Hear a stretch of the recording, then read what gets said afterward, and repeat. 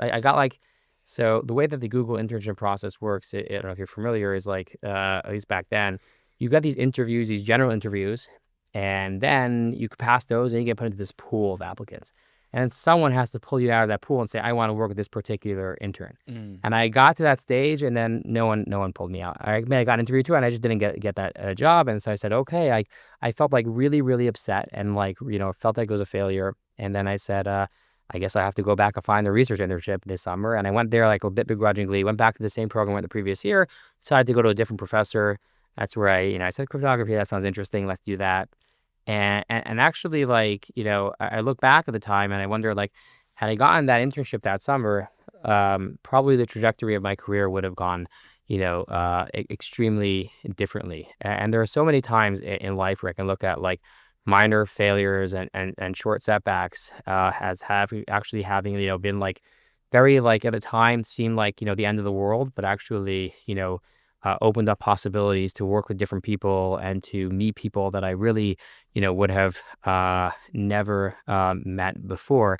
I mentioned to Garrett here on the car on the way over that, so I did my PhD at Princeton, which is also obviously very helpful, indicative, very helpful in the path of getting here today. But um, it actually almost, I really, so I was, before that, I was a master's student at Columbia.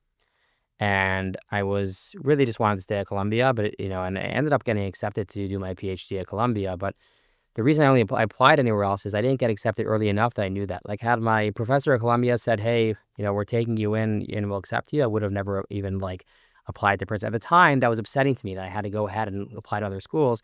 Fast forward a couple of months later, I had applied to other schools. I went there and I decided, I actually like like this group at Princeton a lot, and I'm going to go there.